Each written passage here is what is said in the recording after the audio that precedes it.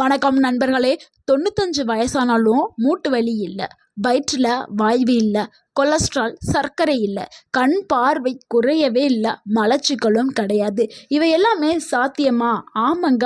நம்ம பாட்டி தாத்தா காலத்தில் இந்த 3 சாதாரண விதைகள் தான் இதற்கு காரணம். இன்றைக்கி நம்ம வீடியோவில் அந்த அற்புதமான 3 விதைகளுடைய மருத்துவ ரகசியத்தை முழுமையாக பார்த்து அதை எப்படி தயாரித்து நம்ம எத்தனை நாட்கள் குடிக்கணும் அப்படிங்கிற முழு விவரத்தையும் இந்த ஒரு வீடியோவில் பார்க்க போகிறோம். ஸோ வீடியோவை ஸ்கிப் பண்ணாமல் ஃபுல்லாக பாருங்கள். கண்டிப்பாக இந்த வீடியோ உங்களுக்கு பயனுள்ளதாக இருக்கும். உங்கள் உடலில் மிகப்பெரிய மாற்றத்தை கொடுக்க ஆரம்பிக்கும். உங்களுடைய மருத்துவ செலவையும் இந்த ஒரு வீடியோ கம்மி பண்ணும். ஸோ வீடியோவை ஸ்கிப் பண்ணாமல் பாருங்கள். உங்களுடைய ஆரோக்கியத்தில் சிறப்பு இருக்கும். இப்போ இருக்கிற காலகட்டத்தில் 30 வயதை தாண்டிட்டாவே முட்டு வலி, முழங்கால் வலி, சர்க்கரை வியாதி, ரத்த அழுத்தம், கொலஸ்ட்ரால், மாரடைப்பு இது எல்லாமே வந்துடுது. ஆனால் அந்த காலத்தில் 95 வயசு 100 வயசு தாண்டியுமே ஆரோக்கியமாக இருந்தாங்க. ஸோ நம்மளுடைய பாரம்பரியமான தமிழர்கள் பயன்படுத்திட்டு வந்த இந்த 3 விதைகள் அப்படி என்ன சத்துக்களை கொண்டது, எப்படி இதை தயாரித்து எப்படி குடிக்கலாம் அப்படிங்கிறத இப்போ பார்க்கலாம். அந்த விதைகளில் முதலாவது விதை என்னென்னா மல்லி விதைகள். இது வந்து இங்கிலீஷில் கொரியாண்டர் சீட்ஸ் அப்படின்னு சொல்லுவோம். கொத்தமல்லி விதை, இது வந்து தானியானும் சொல்லுவாங்க. அடுத்து 2வது பார்க்க போகிறது சோம்பு தாங்க. இதை இங்கிலீஷில் வந்து ஃபெனல் சீட்ஸ் அப்படின்னு சொல்லுவோம். 3வது ஜீரகம். இதை வந்து இங்கிலீஷில் ஜீரகம், குமின் சீட்ஸ் அப்படின்னு சொல்லுவோம். இந்த 3ஐயுமே சேர்த்து நம்ம உடம்புக்கு நம்ம எடுக்கும் பொழுது கம்ப்ளீட்லி நம்ம உடலில் டீடாக்ஸ் பண்ணக்கூடியதாக இருக்கும். நம்மளுடைய ஆர்கன்ஸ் எல்லாத்தையுமே ரிப்பேர் பண்ணுறதுக்கும் உதவி செய்யும். ஸோ அதில் நம்ம அடுத்து என்னென்ன பார்க்க போகிறோம், இது எப்படி மூட்டு வலி எலும்புக்கு நல்ல ஒரு பலத்தை கொடுக்குது அப்படிங்கிறத பார்க்கலாம். அதாவது வயது ஆக ஆக மூட்டுகளில் பலவீனம் ஏற்படும், அதனால் மூட்டு வலி ஏற்படும், முழங்கால்களையும் வலி ஏற்படும். ஸோ நம்மளுடைய உடல் வந்து வயது காரணமாக உடல்நிலை வந்து ரொம்ப வீக் ஆயிரும். ஸோ இதனால் யூரிக் ஆசிட்டு, நரம்பு பலவீனம் இது எல்லாமே வர ஆரம்பிச்சிடும். நம்ம இந்த டைமில் கொத்தமல்லி விதைகளை நம்ம எடுக்கும் பொழுது உடலில் இருக்கக்கூடிய அந்த வீக்கத்தை எல்லாத்தையுமே குறைக்கிறதுக்கு பயன்படும். அதே மாதிரி யூரிக் ஆசிட்டை வெளியேற்றத்துக்கும் நம்ம கொத்தமல்லி விதைகள் பயன்படுது. 2வது ஜீரகம் என்ன பண்ணுதுன்னா எலும்பு மற்றும் நரம்புகளை வந்து வளப்படுத்துறதுக்கும் ரத்த ஓட்டத்தை வந்து அதிகரிக்கிறதுக்கும் ஜீரகம் பயன்படுது.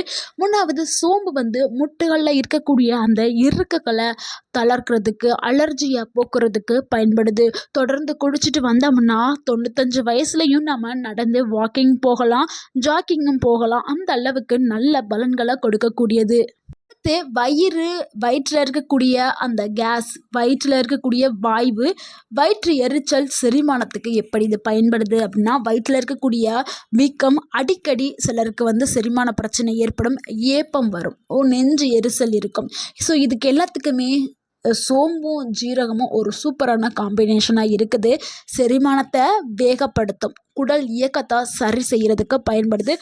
குடலில் சேர்ந்திருக்க அந்த கெட்ட அந்த நச்சுத்தன்மை வாய்ந்த அந்த காற்றை வெளியேற்ற தன்மை இந்த 2 பொருளுக்குமே இருக்குது. இதனால தான் மலச்சிக்கலும் பாய் பாய் அப்படின்னு நம்ம சொல்கிறோம். ஸோ மலச்சிக்கல் உங்களுக்கு வரவே வராது இந்த பொருட்களை நீங்கள் எடுக்கும் பொழுது.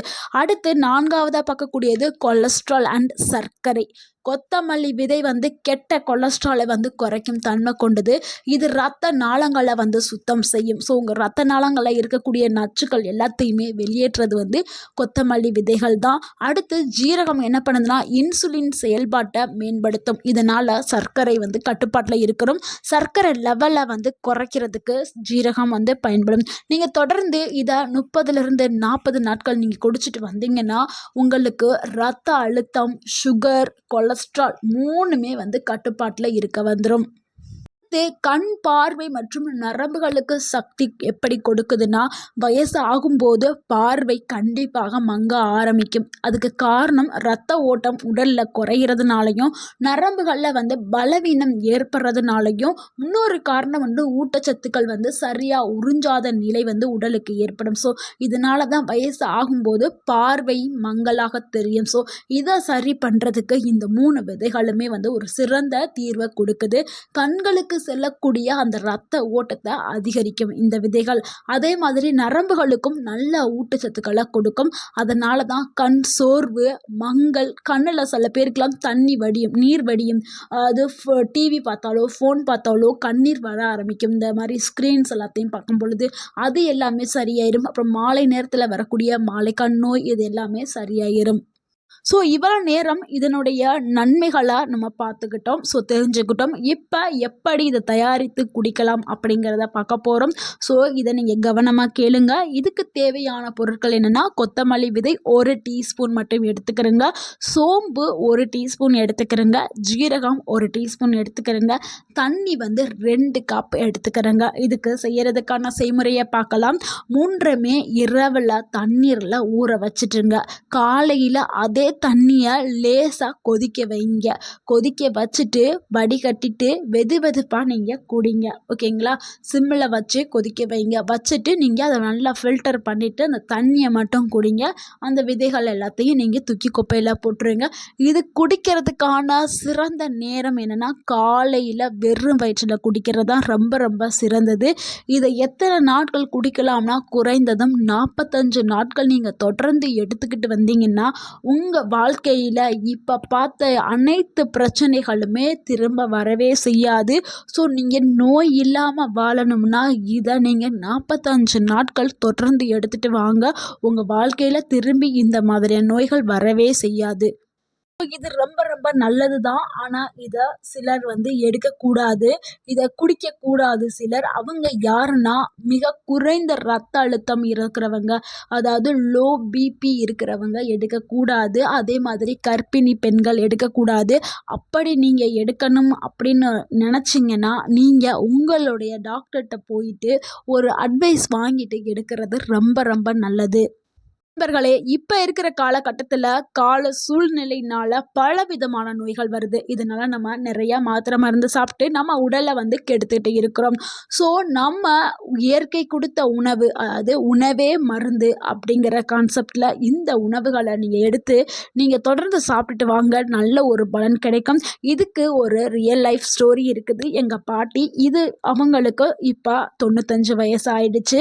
ஆனால் அவங்க இன்னுமே அவங்களுடைய வேலைகள் அவங்க தான் செஞ்சுட்டு இருக்கிறாங்க. வயல்வெளியில் போய் அவங்க வயல்களில் பயிர்களுக்கு களை எடுத்துட்டு வர்றாங்க. வீட்டில் வந்து அவங்களுக்கு தேவையான சமையலை அவங்களே செஞ்சு அவங்களே வந்து வாழ்ந்துட்டு இருக்காங்க. அந்த அளவுக்கு வந்து உணவே மருந்து, அந்த மாதிரி இயற்கை உணவுகளை மட்டும்தான் அவங்க எடுத்துக்கிறாங்க. இன்ன வரைக்கும் அவங்க எந்த ஒரு மாத்திரையோ மருந்தோ சாப்பிட்றது இல்லை. அவங்க இன்னுமே நல்லா ஹெல்த்தியாக இருக்கிறாங்க. அவங்களுக்கு எந்த ஒரு கொலஸ்ட்ரால் பிரச்சனையும் வந்தது இல்லை. அதே மாதிரி சர்க்கரை, ரத்த அழுத்தம் இந்த மாதிரி எந்த பிரச்சனையுமே இல்லை. ஆனால் அவங்களுடைய பிள்ளைகளுக்கு வந்து இருக்குது. ஏன்னா அவங்களுடைய உணவு முறை அந்த மாதிரி, அவங்களுடைய வாழ்க்கை அந்த மாதிரி. ஸோ உணவே மருந்து கண்டிப்பாக நம்ம பயன்படுத்தணும். எந்த ஒரு மாத்திரை மருந்தை நம்ம எடுத்து அதுக்கு அடிக்ட் ஆயிடக்கூடாது. அதனால தான் நான் சொல்கிறேன். ஸோ உணவே மருந்து அப்படிங்கிறனால வீட்டில் இருக்கக்கூடிய உணவுகளை, சாதாரணமாக நம்ம சமையலறையில் இருக்கக்கூடிய இந்த உணவுகளை நீங்கள் ரெகுலராக எடுத்துகிட்டு வாங்க. ஸோ உங்களுக்கு அந்த ரத்த அழுத்தம், சுகரு, கொலஸ்ட்ரால் இது எல்லாமே வராது. அதுவும் இப்போ இருக்கிற காலகட்டத்தில் நிறைய பேருக்கு என்ன வருதுன்னா, மாரடைப்பு வருது. அதுக்கு வந்து வயசுங்கிறதே இல்லை, சில இளைஞர்களுக்கும் வருது, அதாவது இள வயசுக்காரர்களுக்கும் வருது.